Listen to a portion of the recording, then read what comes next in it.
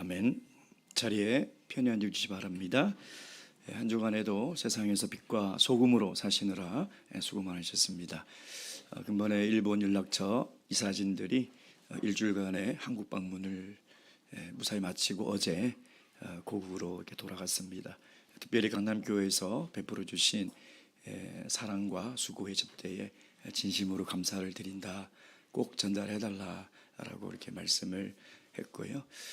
특별히 숙소와 또 아침 식사 접대를 위해서 참 수고하신 우리 여신도회 또 우리 임원분들 하나님께서 그 수고와 또 그 헌신을 기억하실 줄로 믿습니다. 정말 수고하셨고 감사합니다. 예수 그리스도 이름으로 하나님 말씀 증거하도록 하겠습니다.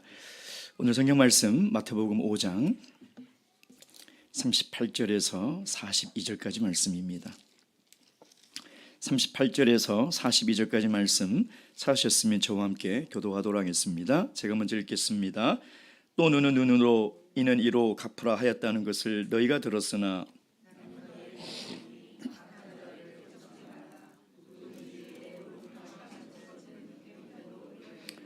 또 너를 송사하여 속옷을 가지고자 하는 자에게 겉옷까지도 가지게 하며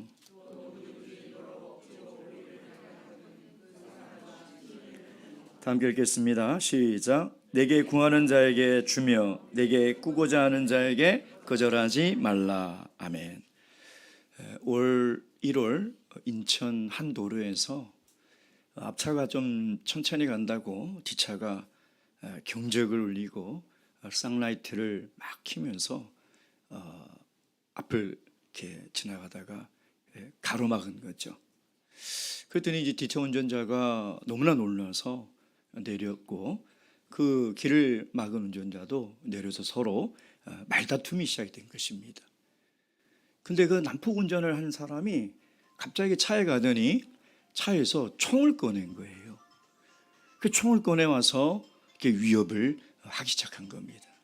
그것을 보고 주위에 있는 시민들이 경찰서에 연락해서 붙잡히게 되었는데요. 알고 보니 그 총은 가스총이었다는 것입니다. 그래도 얼마나 그 상대방이 무서웠겠습니까? 사실 이 보복 운전이라는 이 말은요, 몇 년 전만 해도 생소한 말이었고 우리가 듣지 못했던 말입니다. 뭐 보복 폭행, 보복 살인 이런 말들은 있었지만 보복 운전이라는 말은 사실 없었죠. 그만큼 지금 보복 운전으로 인한 피해자가 급증하고 있다는 것입니다. 많은 변호사들이요, 보복 운전만 전담으로 하는 변호인들을 다 변호회사에 두고 있을 정도로 굉장히 이런 일들이 비일비재하게 일어나고 있다는 것이죠. 가끔 초보 여성 운전자들이 이 차 뒤에 이 문구를 붙이고 다니잖아요. 그걸 보면 참 기발한 문구가 있어서 웃음이 나오지만 한편으로는 참 우픈 일들이 있어요. 어떤 한 40대 여성은 뒤에 이렇게 붙이고 있더라고요. 저 집에다 밥 해놓고 나왔어요. 얼마나 남성 운전자들이, 여성 운전자들이 운전이 좀 서툴면 얼마나 뭐라고 하길래 참 저런 스티커를 붙였을까. 근데 또 어떤 여성은 또 이렇게 붙였더라고요. 저 당황하면 후진할 줄 몰라요. 얼마나 불안하겠냐 이 말이에요. 여러분, 우리 대한민국 사회는 지금 보복과 복수가 컨텐츠가 돼버렸어요. 멀쩡한 점잖은 신사도 운전대만 잡으면 완전히 헐크로 변해버려요. 층간소음으로 위층 집에 보복하려고요. 무슨 위층에 뭐 스피커를 부착하고 이것들이요, 불티나게 발리고 있습니다. 또 얼마 전에는 이 헤어진 남자친구가 이 여자친구 집에 와서 기다리고 있다가 폭행, 납치, 살인까지 하고 있지 않습니까?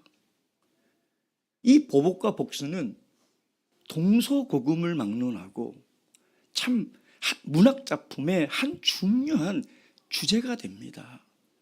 많은 영화나 드라마나 소설을 보면요, 이 보복과 복수가 굉장히 중요한 모티브예요. 왜 그럴까요? 올 초에 아주 인기리에 종영되었던 모범택시, 더글로리. 왜 사람들이 그런 드라마에 환호하느냐?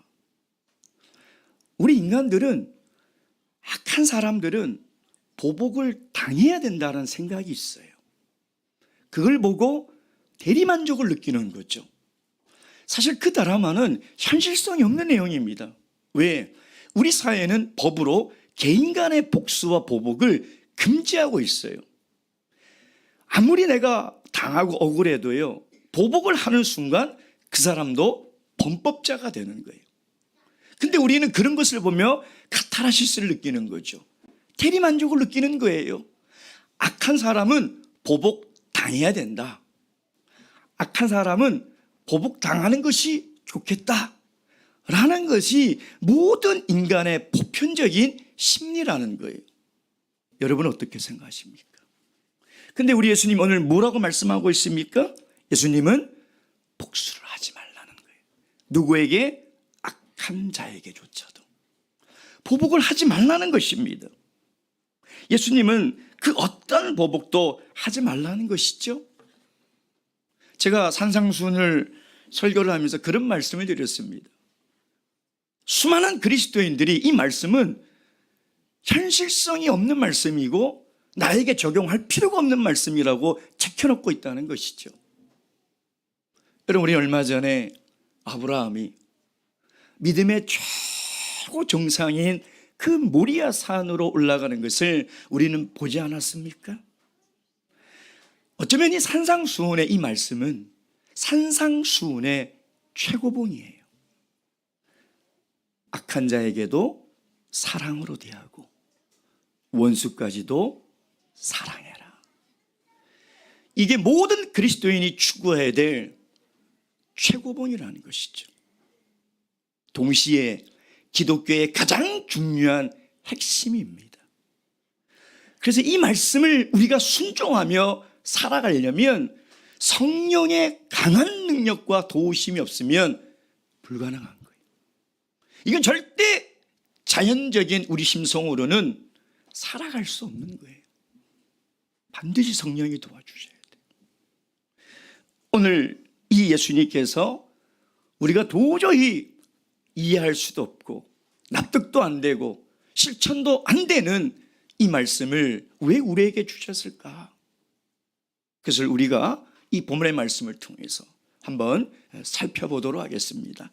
첫째, 이 구약의 보복에 대한 이 서기관과 바리새인들의 해석을 우리가 먼저 봐야 됩니다. 38절 말씀 다시. 또 눈은 눈으로 이는 이로 갚으라 하였다는 것을 너희가 들었으나, 이 말은 뭐예요? 구약 성경에 그렇게 기록된 것을 너희가 늘 듣지 않았느냐라는 것이죠. 그럼 구약 성경 어디에 있을까요? 출애굽기 21장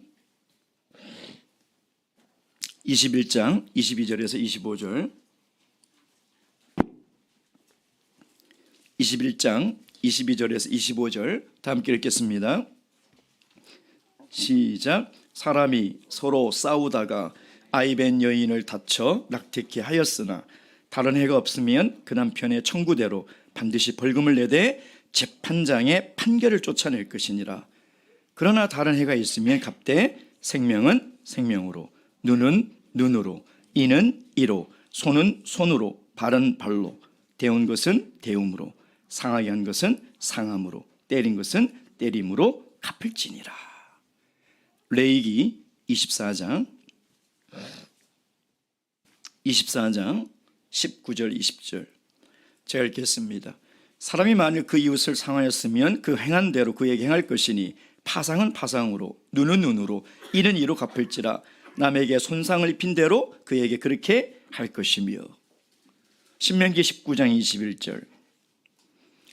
21절 내 눈이 긍휼히 보지 말라. 생명은 생명으로, 눈은 눈으로, 이는 이로, 손은 손으로, 발로 발로니라. 이것을 동해 보복법이라고 합니다. 같은 곳을 해야 한다, 이런 뜻이죠. 물론 유대 사회는 예수님 시대 당시에는 이것이 어떻게 적용이 됐냐면 실질적으로 상해를 입었다 하더라도 직접 상해를 가는 것이 아니라 상해 보상금으로 대처를 하였다는 것이에요. 그 근거가 어디 있냐면 출애굽기 21장 26절 27절 말씀. 21장 26절 27절 다 함께 읽겠습니다. 시작. 사람이 그 남종의 한 눈이나 여종의 한 눈을 쳐서 상하게 하면 그 눈 대신에 그를 놓을 것이며 그 남종의 한 이나 여종의 한 이를 쳐서 빠뜨리면 그 이 대신에 그를 놓을지니라. 그래서 우리는 하나님께서 모세율법을 통해서 주신 눈에는 눈, 이에는 이라는 이 동해보복법을 왜 주셨을까? 그러니까 하나님이 이 법을 주신 목적, 입법 취지를 우리가 정확하게 알아야 한다는 것입니다. 하나님 왜 이스라엘 백성들에게 이걸 율법으로 주면서 보복을 이렇게 하라고 하셨냐 이 말이에요. 여러분, 우리가 아이들을 키울 때 옆집 아이한테 한 대 맞고 오면 엄마들이 속상해서 뭐라고 그래요? 야놈 자식아, 너는 한 대 맞았으면 2대 때리고 와야지, 그러잖아요. 근데 생각해 보세요. 그럼 2대 맞은 애는 어떻게 할까요? 와서 적어도 그렇지 3대 이상은 때릴 거 아니에요. 왜 그럴까요? 우리 인간에게는 감정이라는 게 있어요. 그래서 내가 한 대 딱 맞는 순간 너 나 한 대 때렸지? 한 대 정확하게 때릴 수 있을까요? 없을까요? 없어요. 빠박 2대가 나가는 거예요. 한 대 맞았기 때문에 절대 내가 한 대 맞았다고 사람이 가서 한 대만 못 때려요. 사람은요. 그렇게 될 수가 없어요. 예. 그래서 하나님은 이 모세율법을 통해서 눈 하나를 맞았냐? 그러니까 눈 하나만 때리라는 거예요. 이 한 개가 부러졌느냐? 이 한 개만 때리라는 거예요.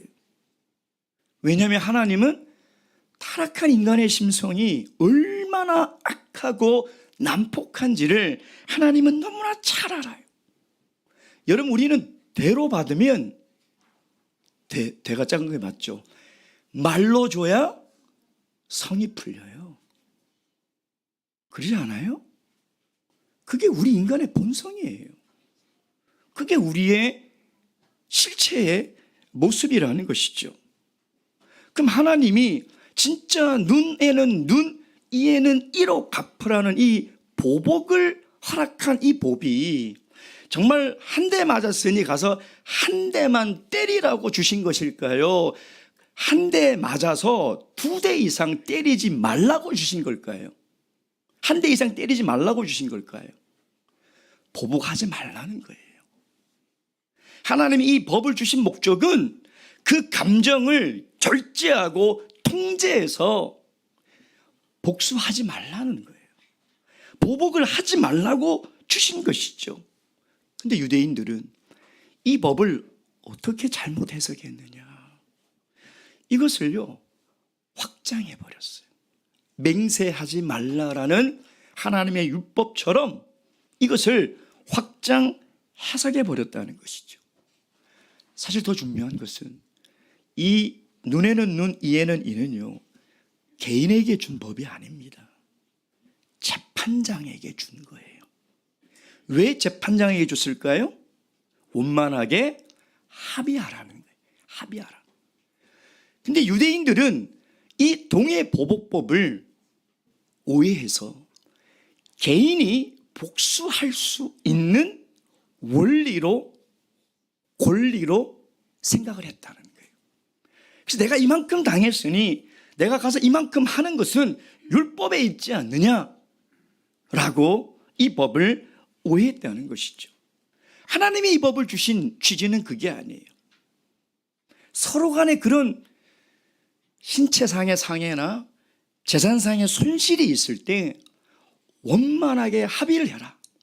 그래서 이 원칙을 재판장에게 주었다는 거예요. 여러분, 만약에 이 원칙이 없이 재판을 하면 이것을 만약에 개인에게 줘보세요. 어떻게 될까요? 대를 이어서 복수합니다. 대를 이어서. 제가 어릴 때 보는 무술 영화는 대부분 다 아버지의 원수를 갚으러 왔다. 다 그래요. 다. 그게 계속 대물리될 수밖에 없어요. 그러면 하나님의 백성의 이스라엘 공동체가 어떻게 되겠냐 이 말이에요. 예를 들면 힘이 없는 사람이 닭 한 마리를 빼앗겼어요. 근데 이 재판이 없으면 닭 한 마리를 배상받을 수 있어요, 없어요? 못 받아요. 근데 힘 있는 사람은 닭 한 마리를 빼앗겼는데 힘이 있다고 가서 소 한 마리를 가져오면 어떻게 하냐 이 말이에요. 그래서 하나님은 힘없는 사람들을 보호하고 힘 있는 사람들이 과잉 보상받지 않도록 정확하게 1대1로 재판장이 잘 원만하게 합의해라 라는 의도로 주신 법이라는 것입니다. 다시 얘기하면 구약의 율법에 눈에는 눈, 이에는 이 했으니 하나님이 우리에게 보복하라고 주신 거구나. 보복을 허용하신 거구나. 그러니 나는 보복해도 된다? 이게 아니에요. 하지 말라는 거예요. 하지 말라는 것을 주셨는데 지금 유대인들은 이 바리새인들과 서기관들의 문제는 뭐냐면 그것을 개인에게 적용하고 그것을 확대 해석해서 이에는 이, 눈에는 눈으로 갚는 것이 그것이 그들의 법적인 권리로 생각을 하고 있었다는 것입니다. 그래서 유대인들은 이 모세의 율법 출애굽기 21장을 잘못 해석했어요. 지금까지도 이걸 적용하고 있어요. 이스라엘이 팔레스타인 테러리스트를 한 사람 잡아오잖아요. 그 다음날 반드시 폭탄 테러가 일어나요. 이스라엘 시가지에서. 그 사람이 죽잖아요. 그럼 이스라엘이 반드시 전투기를 띄워가지고 폭격을 해버려요. 그 다음날 반드시 팔레스타인에서 미사일 한 발이 날아와요. 그럼 이스라엘에서 미사일 10발이 날아가는 거예요. 왜 그런지 알아요?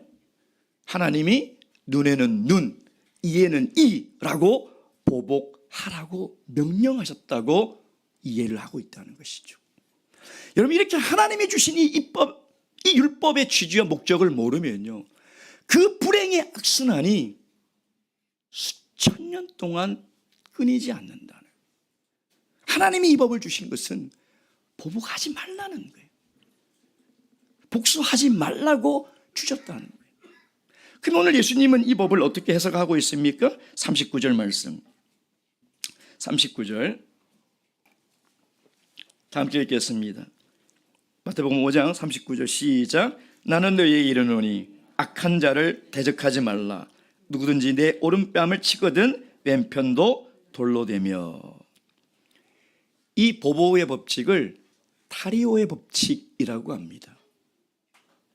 이것은 그 라틴어로 동해, 등가, 동태 이런 뜻이에요. 그래서 바벨론의 함무라비 법전에 이 타리오 이 법칙이 나와 있어요. 그리고 그 이슬람들이 보는 그 뭐죠?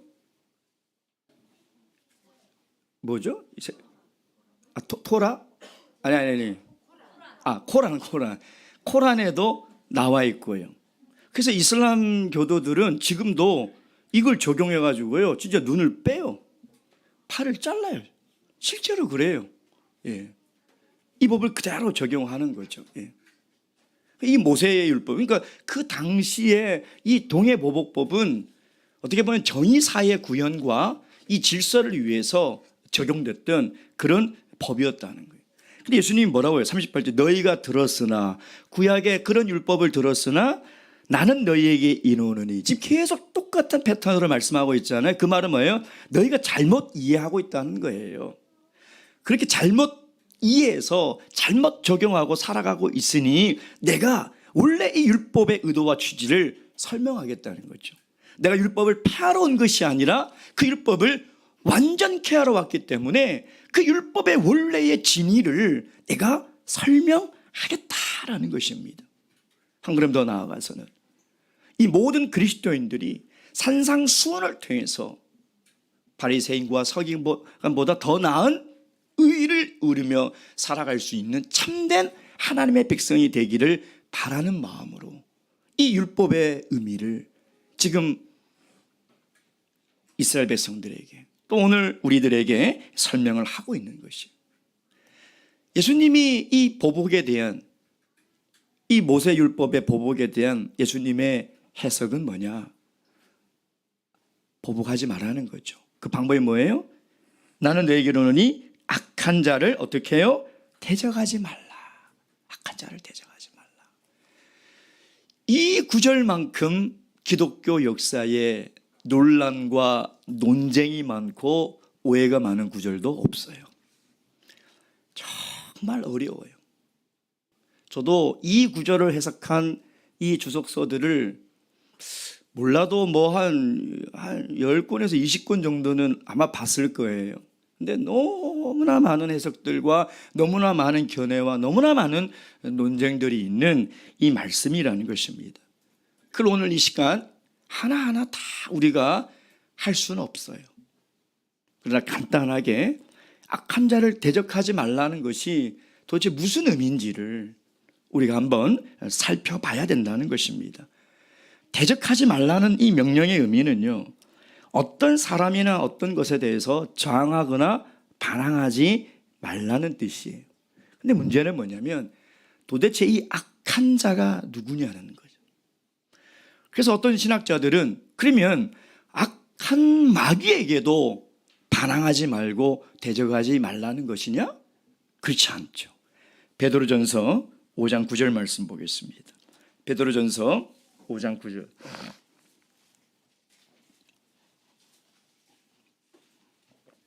베드로전서 5장 9절. 다 함께 읽겠습니다. 5장 9절. 시작. 너희는 믿음을 굳게 하여 저를 대적하라. 이는 세상에 있는 너의 형제들도 동일한 고난을 당하는 줄 알미니라. 한 구절 더 보겠습니다. 야고보서 4장 7절. 야고보서 4장 7절 말씀. 다 함께 읽겠습니다. 시작. 그런즉 너희는 하나님께 순복할지어다. 마귀를 대적하라. 그리하면 너희를 피하리라. 그러니 이 악한 자라는 것은 분명한 것은 마귀는 아니라는 거예요. 마귀가 아니라는 거예요. 이 악한 자를 다른 성경본에서는 어떻게 해석했냐면 뉴 잉글리시 바이블에는 이렇게 되어 있어요. 너희에게 잘못한 사람, 이렇게 번역하고 있고요. 굿뉴스 바이블에는 너희에게 잘못하는 누군가에게 복수하지 마라, 이렇게 번역을 하고 원어도 그런 의미로 기록을 하고 있다는 것입니다. 그러니 우리에게 잘못하는 사람이라는 거예요. 우리에게 잘못한 사람이 누굴까요? 그걸 구체적으로 예를 든 게 뭐냐면 바로 38절부터 나오는 사람이에요. 오른뺨을 때리는 사람, 속옷을 달라고 하는 사람, 오리를 가자고 하는 사람, 돈을 구워달라고 하는 사람. 이 사람들이 바로 오늘 예수님께서 이야기하는 악한 자에 대한 예를 얘기하고 있는 거예요. 어떤 사람이 악한 사람이냐? 이런 사람이 우리에게 악한 사람이라는 거예요. 근데 이 악하다는 이 헬라의 원어가 포네로스라는 뜻인데 이게 우리가 생각하는 그런 악은 분명히 아닐 거거든요. 왜냐하면 악한 사람의 구체적인 예가 오른뺨을 때리고 속옷을 달라고 그러고 오리를 가자 그러고 돈을 구워 달라고 하는 걸 보면 이건 분명히 다른 의미로 쓰였을 것이라는 것이죠. 그래서 이 악한이라는 단어를 사용하는 신약성경의 사복음서에 이 단어를 쓰고 있는 구절들이 있어요. 마태복음 6장 23절. 마태복음 6장 23절.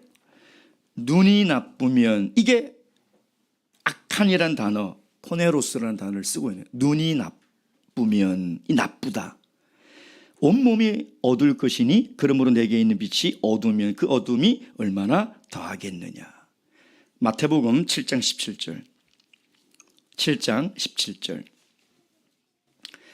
이와 같이 좋은 나무마다 아름다운 열매를 맺고 못된 나무가 어떤 열매를요? 나쁜 열매를. 이게 악한 단어. 마태복음 5장에 우리가 지금 읽고 있는 이 단어를 똑같이 쓰고 있어요. 마태복음 12장 34절. 독사의 자식들아 너희는 악하니 어떻게 선한 말을 할 수 있느냐? 이는 마음에 가득한 것을 입으로 말함이라.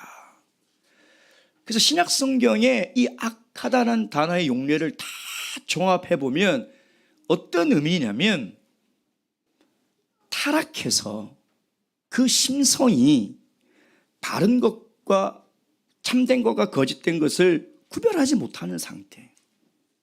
그게 악한 거예요. 그게 악한 거.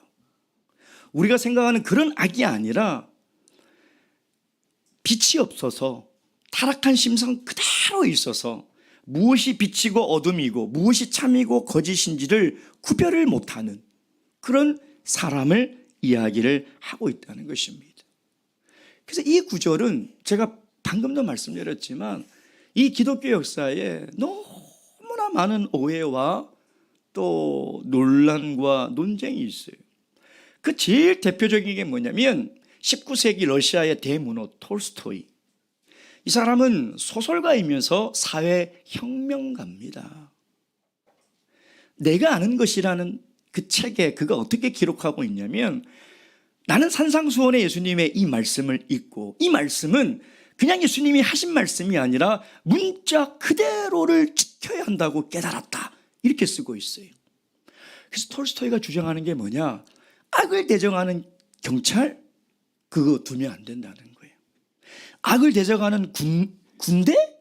그거 되면 안 된다는 거예요. 재판관, 사법 안 된다는 거예요. 만약에 경찰을 두고 사법기관을 두고 군대를 두는 것은 하나님의 뜻에 반대된다는 거예요. 그의 소설에 그런 내용들이 나오고 그의 글에 이런 내용들이 나와요. 근데 이 톨스토이의 영향을 받은 사람이 누구냐? 인도의 간디예요. 간디. 간디는 영국으로 가서 예수님의 산상수훈을 배웠어요. 그리고 남아프리카에 가서 이 톨스토이 작품인 하나님의 나라는 내 안에 있다 라는 그 책을 읽고 깊은 감명을 받아요. 그래서 다시 인도로 돌아가서 뭘 하냐면 무저항, 비폭력 운동을 하는 거죠. 그럼 정말 예수님께서 말씀하시는 것이 그런 뜻일까? 아니라는 거예요. 그걸 다음 시간에 하나하나 차근차근 궁금하시죠? 예. 드라마처럼 궁금하셔야 됩니다. 다음 시간에 차근차근 하나하나 함께 살펴보도록 하겠습니다. 묵도하시겠습니다.